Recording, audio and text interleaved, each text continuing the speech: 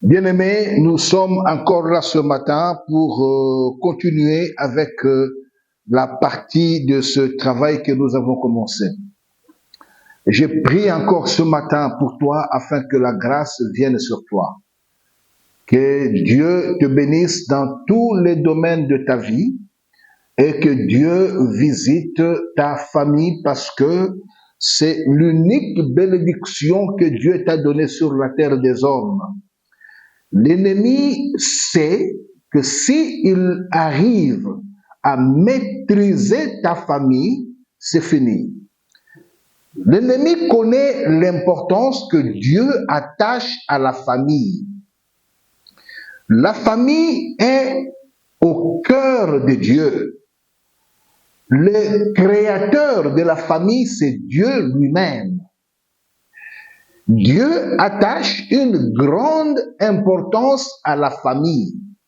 Bien-aimé, la plus mauvaise chose qui existe dans la vie, c'est d'avoir un de parents sorciers. La plus mauvaise chose qui existe dans la famille, c'est d'avoir un frère ou une sœur sorcier dans la famille. Lorsque la sorcellerie s'installe dans la famille, lorsqu'elle prend racine dans la famille, c'est fini pour cette famille. Voilà pourquoi je te parle à toi, toi qui me suis en ce moment.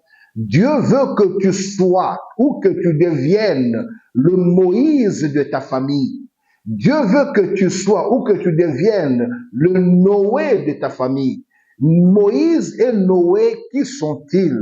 Ce sont des personnes par lesquelles Dieu va passer pour apporter la délivrance dans la famille. C'est comme moi. Dieu est passé par moi pour amener la délivrance dans ma famille. Bien-aimé, il y a la sorcellerie dans ta famille. Il y a l'occultisme dans ta famille. Il y a des choses paranormales qui se manifestent dans ta famille. Et tu ne peux pas comprendre ça comme ça. Si tu laisses ces choses évoluer, se développer dans votre famille, je vous assure et vous dis la vérité, vous passerez dans ce monde comme si vous n'avez pas existé. Il y aura des maladies compliquées. Il y aura des phénomènes compliqués qui vont commencer à se manifester dans votre famille. Regarde ta vie. Il y a des choses compliquées qui se manifestent dans ta vie. Tout ce que tu fais, tous les efforts que tu fournis ne t'apportent rien. Voilà pourquoi je te dis, l'ennemi est entré dans la maison de ma mère. Par qui l'ennemi est entré dans la maison de ma mère? C'était par son propre fils. Et son propre fils, c'était moi.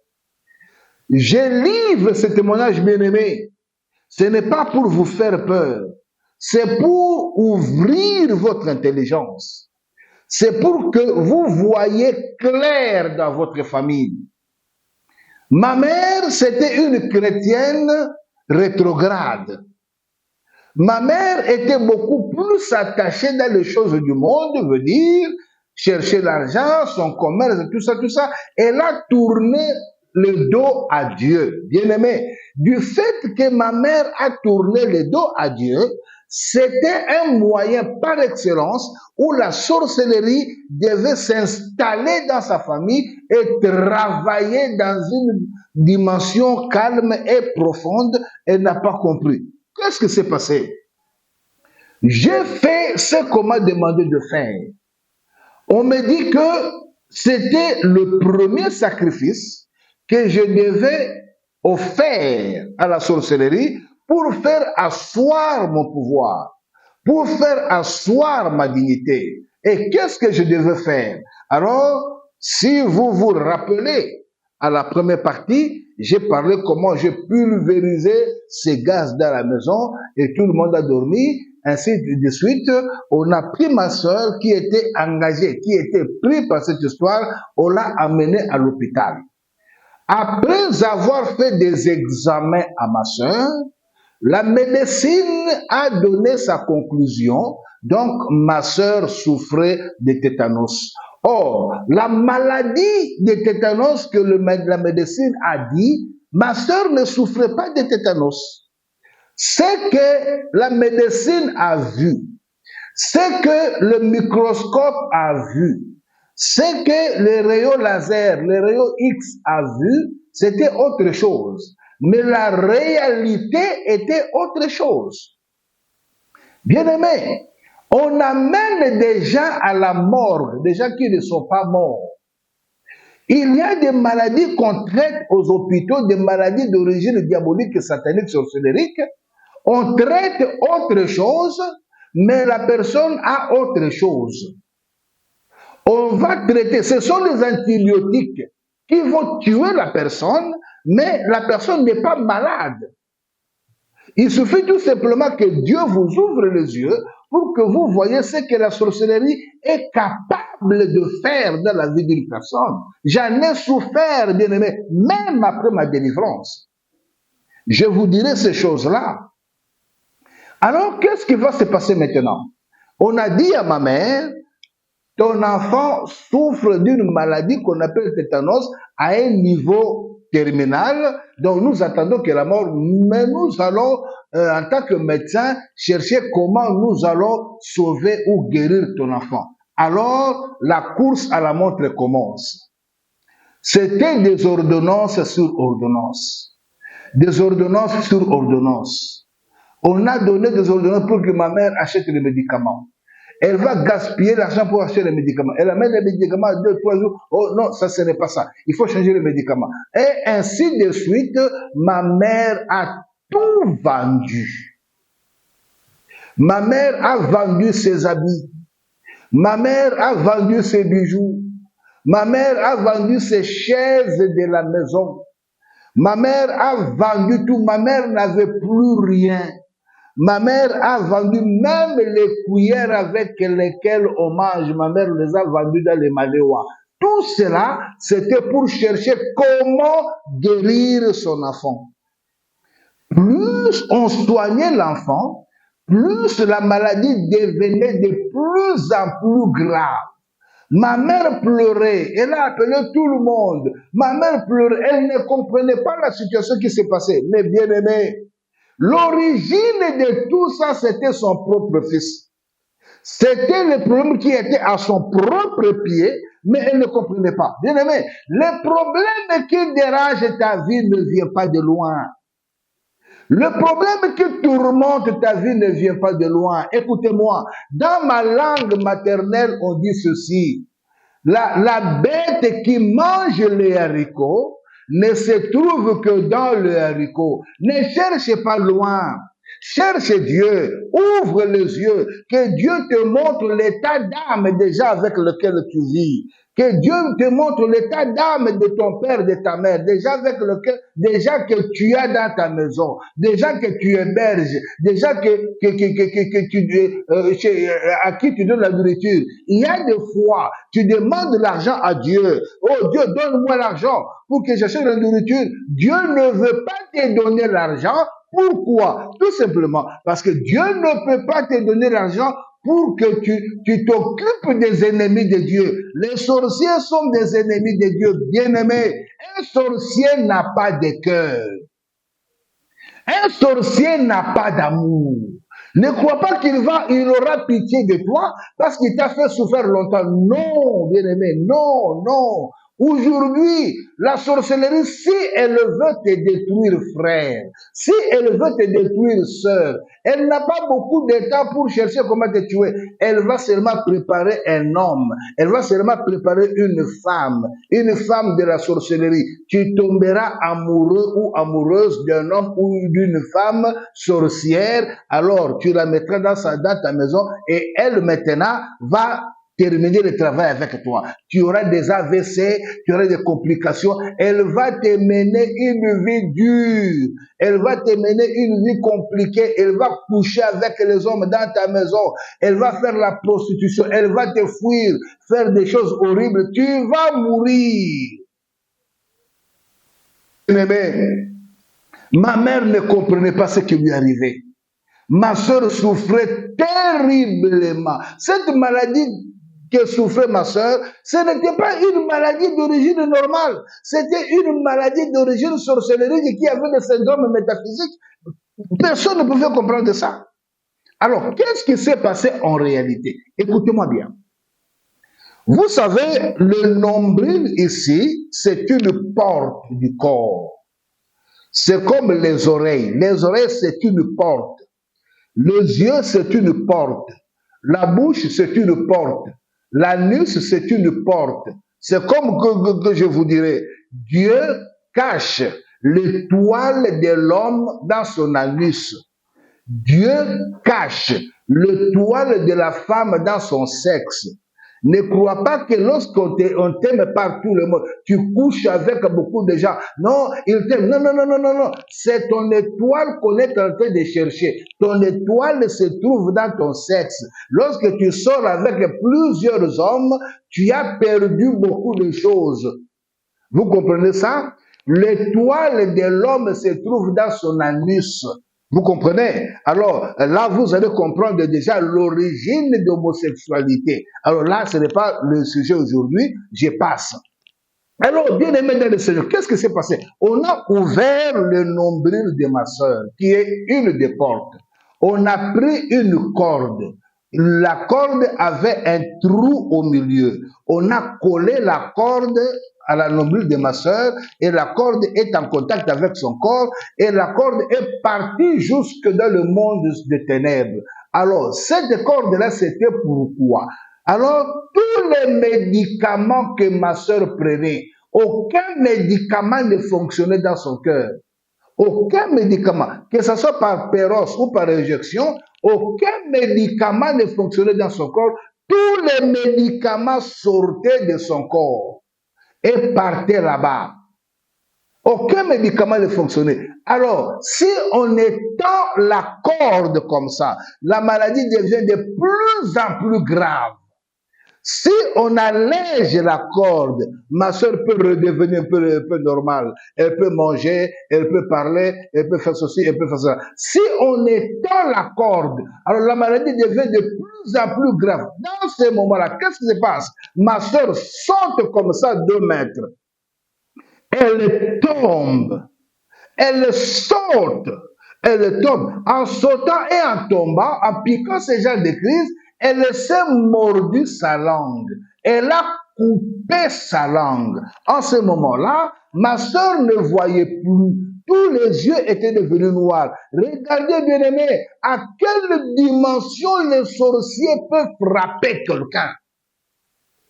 Cette discipline-là n'a pas de pitié. C'est toi qui blagues avec ces choses-là. On va te faire partir de ce monde. Tu vas quitter ce monde, bien-aimé.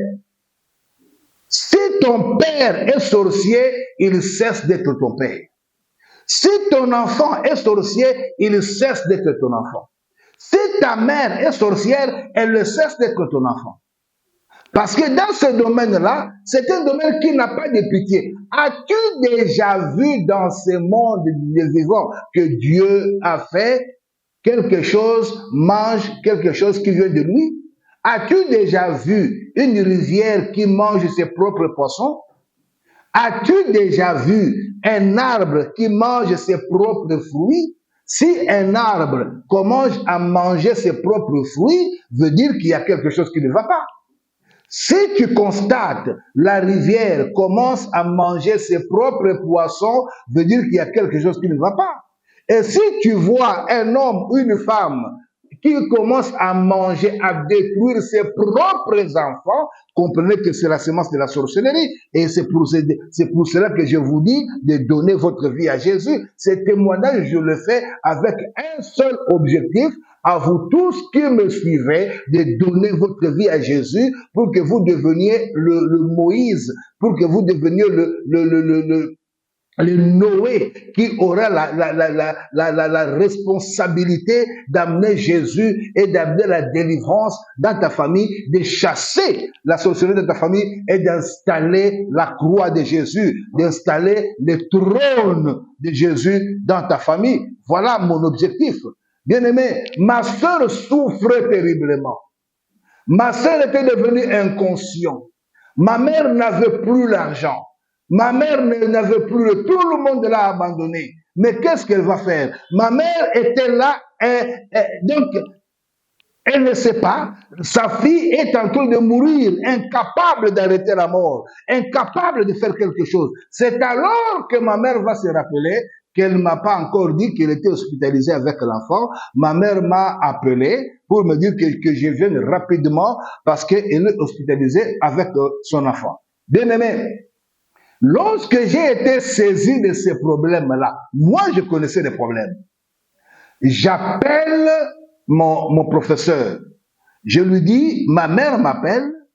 Alors, qu'est-ce que je fais? Mon professeur me dit, écoute, va là-bas, tu connais la réalité. Tout ce qu'on fait là-bas, c'est pour ton bien, c'est pour ton élévation, c'est pour ta stabilité métaphysique et spirituelle. Va là-bas seulement pour amuser la galerie. Bien-aimé, lorsque je suis arrivé à l'hôpital, oh mon Dieu, que Dieu me pardonne. J'ai vu ma pauvre mère. Oh, cette femme qui a souffert.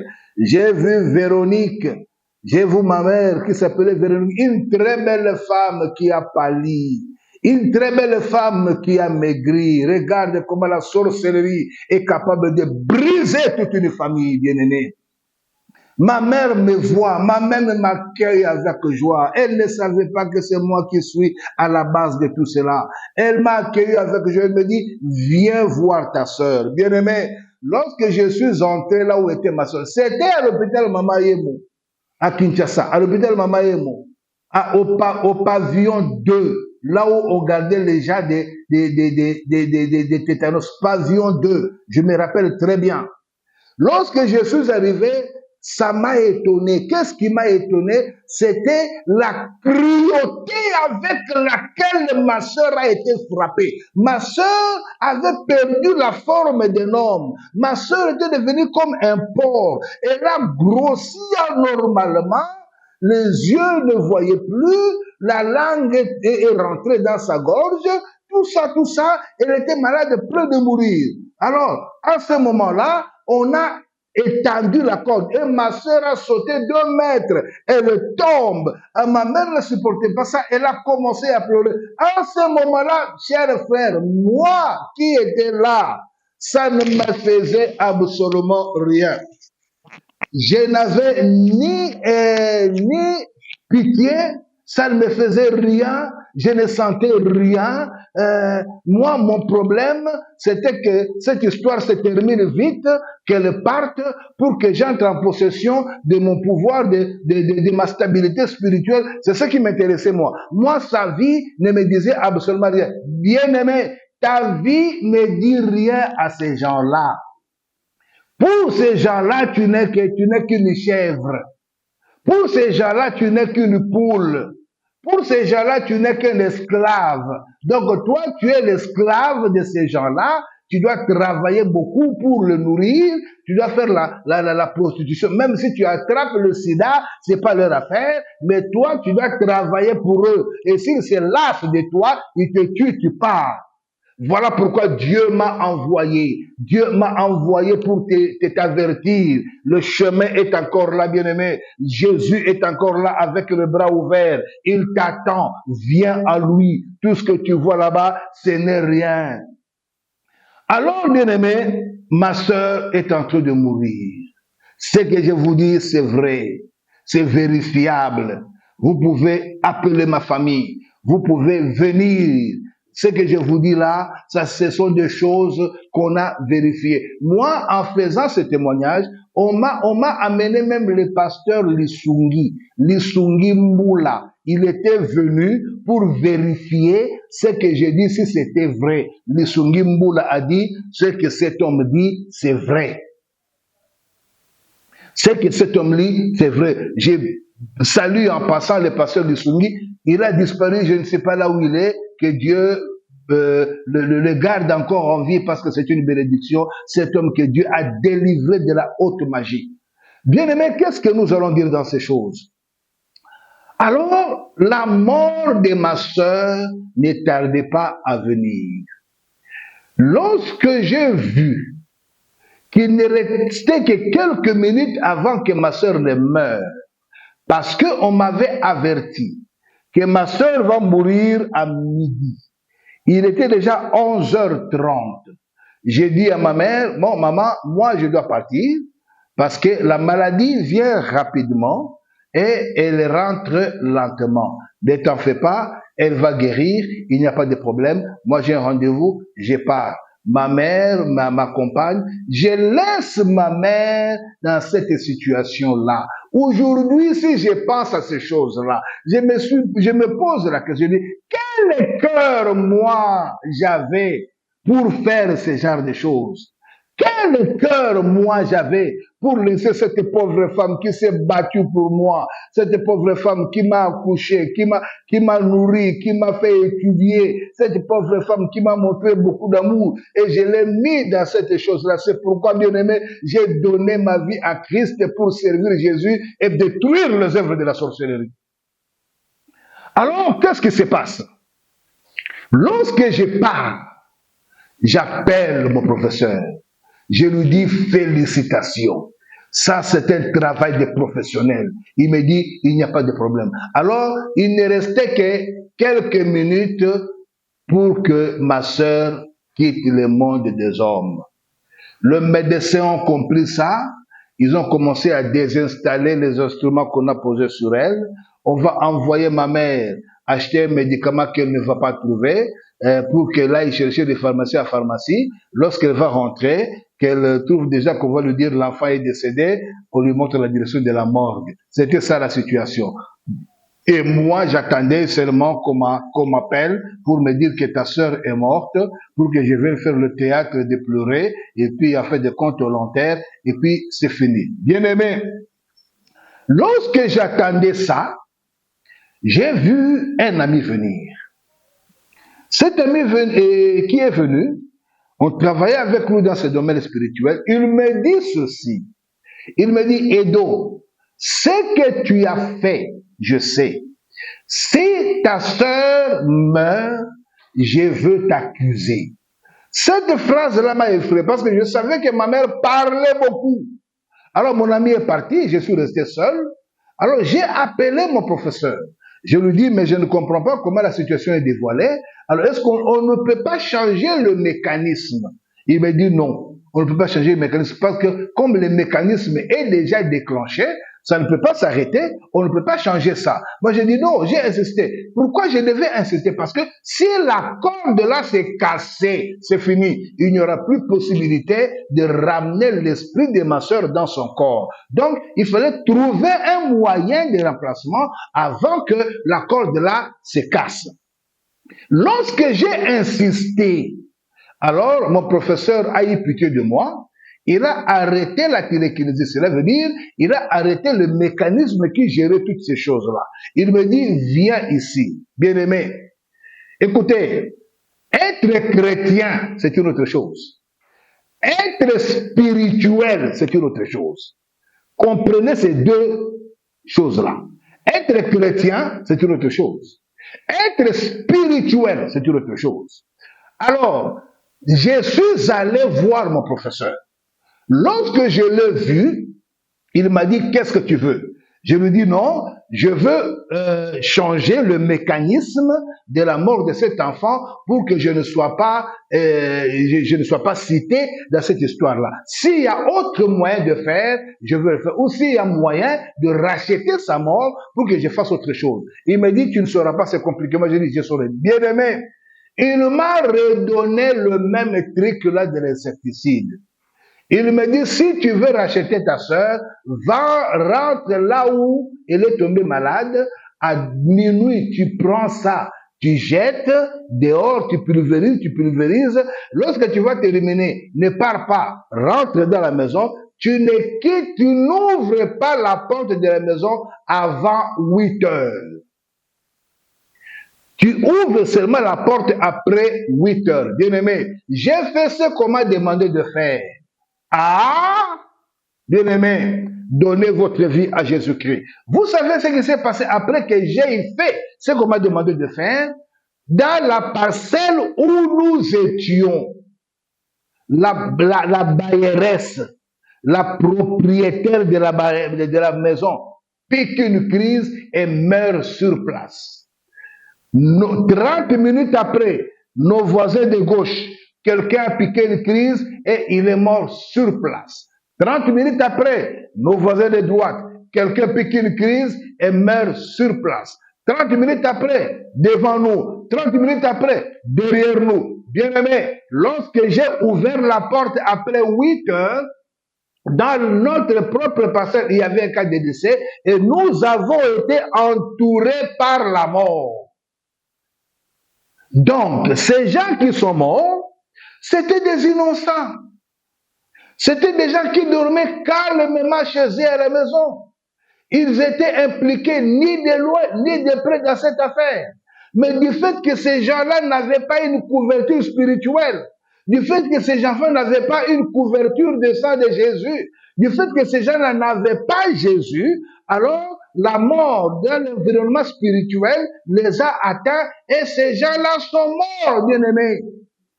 Ces jours-là, nous nous sommes réveillés avec 5 morts dans le quartier. On en a parlé. Ce que je vous dis, c'est vérifiable. On en a parlé. Lorsque vous dormez, vous ne savez pas qu'est-ce qui se passe dans votre quartier. Lorsque vous dormez, ne croyez pas que vos voisins dorment comme vous. Lorsque vous dormez, ne croyez pas que tout le monde dorme comme vous. Non, il y a des choses qui se font. Alors, lorsqu'on a pris toutes ces 5 personnes, on les a enterrées. Lorsque le dernier cercueil entre dans la terre, on couvre ce cercueil-là, c'est ce cercueil qui a servi comme couteau pour couper la corde qui reliait ma sœur au monde des ténèbres. C'est comme pour dire que le monde des ténèbres était satisfait du sacrifice que j'ai fait. 5 personnes sont mortes. 5 personnes sont parties à la place de ma sœur. Ma sœur est guérie. Aujourd'hui, elle est en vie, mais à sa place, 5 personnes sont parties. 5 personnes sont parties, bien-aimés. Alors, c'est une histoire que je n'aime pas. Voilà pourquoi Dieu m'a envoyé de vous dire, il ne veut pas que ce genre de choses arrivent dans votre vie. Il ne veut pas que ce genre de choses arrivent dans votre âme. Voilà pourquoi Dieu m'a envoyé. Avant de terminer, j'aimerais lire un psaume pour vous. Le psaume 91, le psaume 91, la Bible dit, c'est lui qui demeure sous l'abri du Très-Haut, repose à l'ombre du Tout-Puissant. J'ai dit à l'Éternel, mon refuge et ma forteresse, mon Dieu en qui je me confie, car c'est lui qui te délivre du filet de l'oiseleur, de la peste et de ses ravages. Il te couvrira de ses plumes et tu trouveras un refuge sous ses ailes. Sa fidélité est un bouclier et une cuirasse. Tu ne craindras ni les terreurs de la nuit, ni la flèche qui vole de jour, ni la peste qui marche dans les ténèbres, ni la contagion qui frappe en plein midi. Bien-aimé, le verset 5 à 6, c'est ce qui se passe dans la nuit. La Bible dit, c'est lui qui demeure sous l'abri du Très-Haut, repose à l'ombre du Tout-Puissant. Tu ne craindras ni les terreurs de la nuit. Les terreurs de la nuit, c'est quoi? Ce sont des maladies, ce sont des épidémies, ce sont des histoires sataniques que les sorciers envoient la nuit pour détruire les gens, pour envoyer la maladie, pour envoyer la mort, pour envoyer la pauvreté, toutes ces choses-là. Mais celui qui demeure sous l'abri du Très-Haut sera à l'abri de tous ces phénomènes diaboliques. Voilà, bien-aimé, je te dis, nous avons envoyé la mort. Et ceux qui n'avaient pas Jésus étaient pris dans cette histoire. Bien-aimé, c'est terrible cette histoire. Alors, n'oubliez pas de liker la vidéo. N'oubliez pas de vous abonner à ce compte. N'oubliez pas de partager cette vidéo. Bien aimé, partagez cette vidéo dans tous les groupes possibles. Que tout le monde écoute ces choses afin qu'il soit sauvé. Commentez, partagez, abonnez-vous et Dieu sera au rendez-vous. Voilà, nous avons terminé cette partie et demain, nous commençons une autre partie. Que Dieu vous bénisse. Soyez bénis.